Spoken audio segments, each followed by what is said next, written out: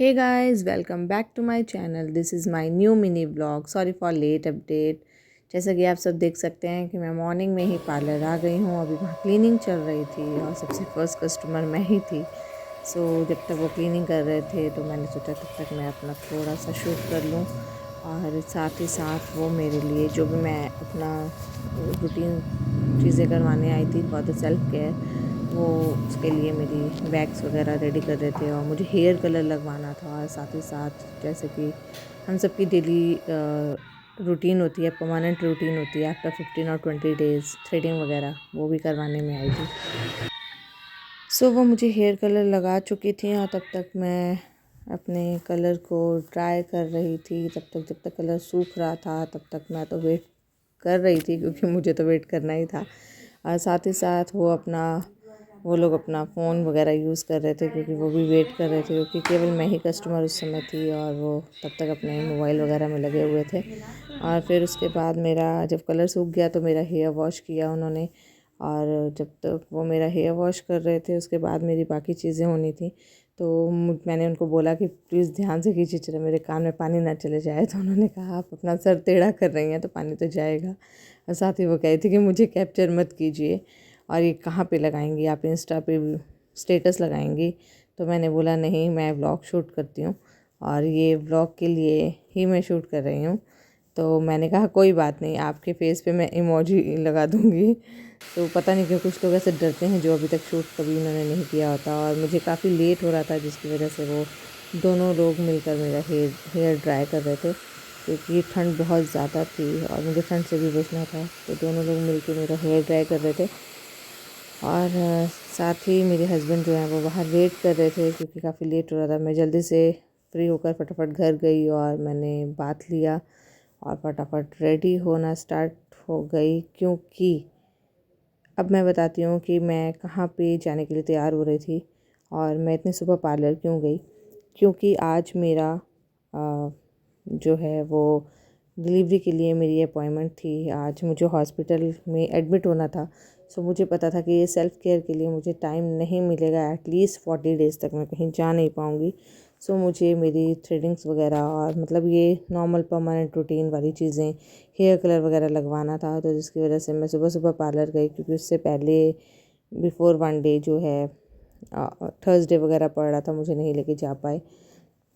और थर्सडे को हम ये सब नहीं करवाते हैं और इनको थोड़ा सा टाइम नहीं मिल पा रहा था, तो हम उसी दिन मॉर्निंग में गए।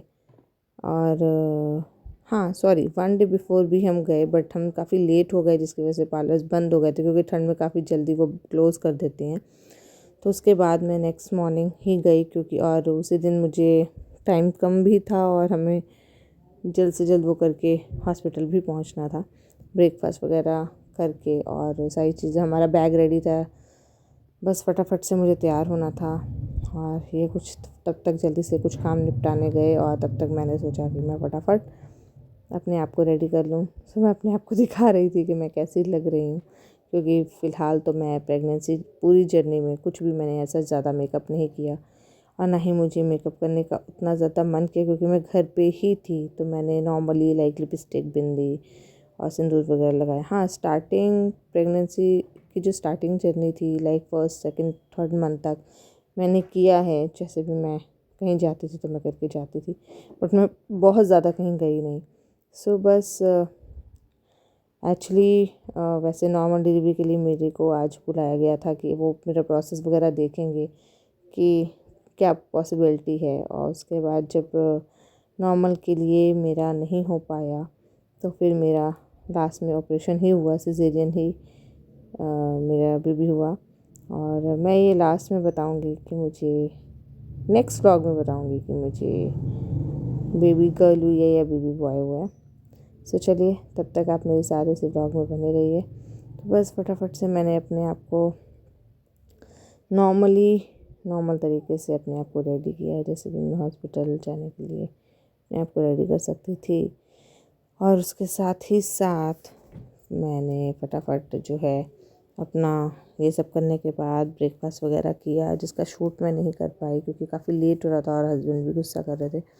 मैंने ब्रेकफास्ट वगैरह नहीं किया था, तो मैंने जल्दी से अपना थोड़ा सा पार्ट करके, मैं पूरा पार्ट भी नहीं कर पाई और मैंने थोड़ा सा पाठ करके और भगवान जी को मंदिर में जो है भगवान जी को नमस्कार करके मैंने जो है अपना ब्रेकफास्ट किया और फिर हम निकल पड़े। तो ये हम रास्ते में थे और जो है लेट भी हो रहे थे और हाईवे से थोड़ा जल्दी पहुंच जाते हैं, तो इस वजह से मेरे हस्बैंड काफ़ी तेज़ भी गाड़ी चलाते हैं और वो गाने वगैरह वो जो है भजन सुन रहे थे और साथ ही में उसको कर रहे थे। मम्मा पीछे बैठे थे और फ्रंट सीट पे ये और मैं बैठी थे, मेरे हस्बैंड और मैं बैठे थे। तो बस उसके बाद हम बस रास्ता एंजॉय कर रहे थे, थोड़ा सा अपना भी शूट ले लिया। मम्मा बैक पे बैठे थे। मैंने मम्मा से कहा कि मम्मा इधर देखो। सो मैंने एक आधी पिक क्लिक की। मम्मा नहीं देख रहे थे बट मम्मा का माइंड कहीं और था। बट मैं थोड़ी सी नर्वस भी थी और थोड़ी सी एक्साइटेड भी थी कि बस मुझे यही था कि बस मेरा बेबी जल्दी से हो जाए, क्योंकि मैं कहीं ना कहीं मुझे इस जर्नी का बिल्कुल भी पता नहीं चला कि मैं रियली मम्मा बनने जा रही हूँ। और ये टाइम कैसे गुज़रा मुझे भी नहीं पता और मुझे नहीं पता था कि मैं मेरी लाइफ में कौन सा पड़ाव कब आएगा और इतनी जल्दी कैसे होगा। सो बस मैं थैंक्स टू गॉड कहती हूँ। मैं भगवान को बहुत बहुत शुक्राना है मेरी हर चीज़ के लिए। और आप देख सकते हैं रास्ते में ये जो ट्रक था ना, ये बिल्कुल भी तेज़ जाने का नाम नहीं ले रहा था और इन्हें लेट हो रहा था। ये हॉर्न पे हॉर्न दे रहे थे और हमें कहीं स्पेस नहीं मिल रहा था कि हम इस ट्रक से आगे जाएं। फिर एनी हाउ करते करते हम बस थोड़ा सा आगे निकले। सो बस हम अपनी मंजिल की तरफ पहुंचने ही वाले थे। सो जो भी इस जगह को देख के थोड़ा सा पहचान सकता है वो बताएगी मैं ये कहाँ से शूटिंग कर रही हूँ। जो भी इस जगह के होंगे उन्हें पता होगा, प्लीज़ कमेंट सेक्शन में मुझे बताएं। हाँ, वैसे मैंने आपको बहुत बड़ा सा एक टैगलाइन दिखा दिया है जिससे आप अब ईज़िली जान सकते हैं कि मैं कहाँ पे आ गई हूँ। सो बस हम अपनी मंजिल पहुँच गए, मैं अपने हॉस्पिटल पे आ गई। मे बी अब जो यहाँ के लोग होंगे उन्हें देख के कुछ पता चले। बस हम हॉस्पिटल पहुँचे तो हमने मैम से कहा कि उन्होंने जब मतलब एडमिट होने के लिए कहा तो मेरे हस्बैंड ने कहा कि इसे कुछ गोलगप्पे वगैरह खाने की इच्छा थी तो मैं इसे खिला के आता हूँ। उन्होंने कहा बिल्कुल आप जाइए, ले जाइए। तो हमें आधा घंटा मिला था। आधे घंटे में हम थोड़ा सा पास में ही एक आहूजा रेस्टोरेंट पे गए और बस स्नैक्स वगैरह ऑर्डर किए, गोलगप्पे वगैरह।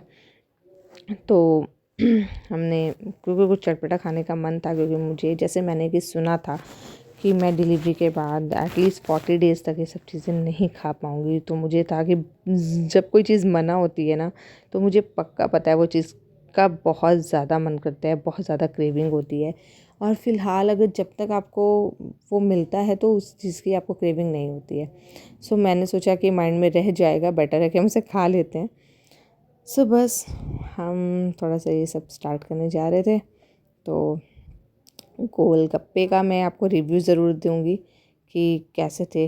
फ़िलहाल तो मैं आपको बताऊं, सच तो ये है कि ये जो तीखा पानी और मीठा पानी देखने में काफ़ी डिलीशियस लग रहा था और लगा कि बहुत टेस्टी होगा, बट ऐसा कुछ भी नहीं था गाइस। इसमें बिल्कुल भी मीन्स एक टेस्ट नहीं था। लाइक लग रहा था कि दोनों में कुछ नमक वगैरह मीठापन, मतलब कुछ ऐसा नहीं फील हो रहा था कि लाइक हम कुछ गोलगप्पे का पानी पी रहे हैं।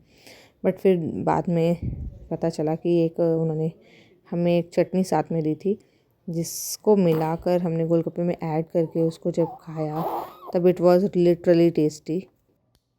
सो बस वो चटनी मिला के फिर जब मैंने टेस्ट की, देखिए इससे पहले मैं रिव्यू दे रही हूँ कि बिल्कुल भी कुछ कोई भी टेस्ट नहीं था उसमें।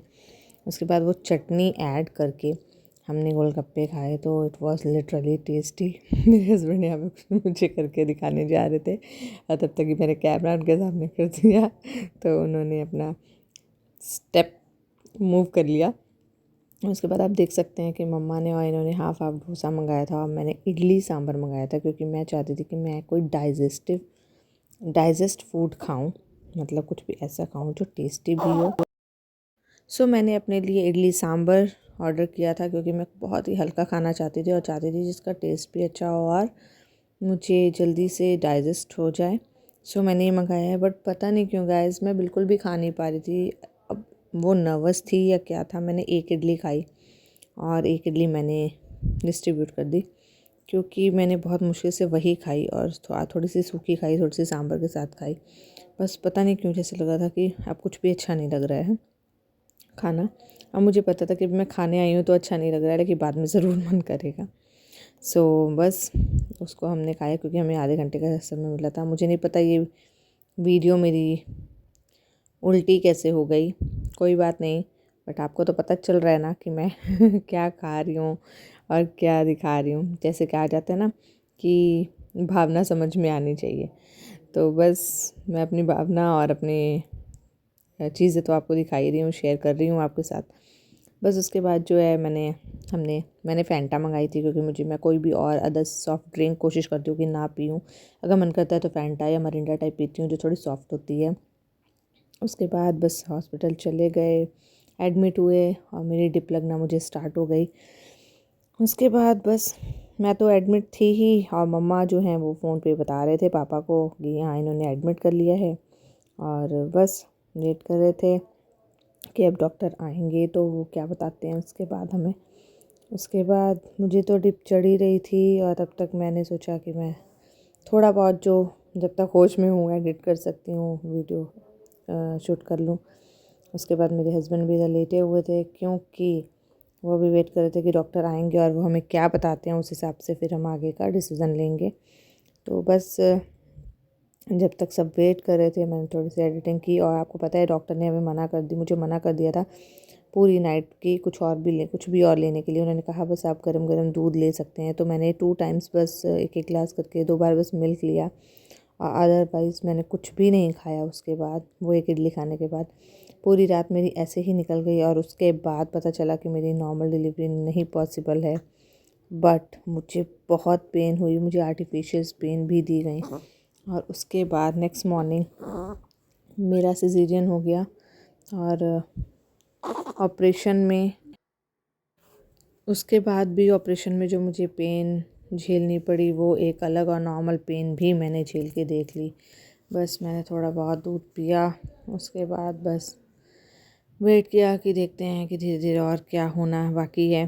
तो मैंने नॉर्मल डिलीवरी की पेन भी ले ली। उसके बाद गाइस सॉरी मैं कुछ भी शूट नहीं कर पाई, क्योंकि मैं ऑपरेशन थिएटर में चले गए। मेरे हस्बैंड भी बहुत बिजी थे, उन्होंने कोई शूट नहीं किया। बस मैं अपने बेबी की तस्वीर अपने साथ शेयर कर रही हूँ। उसके बाद हम घर आ गए, और आफ्टर 3 days बस यही मेरी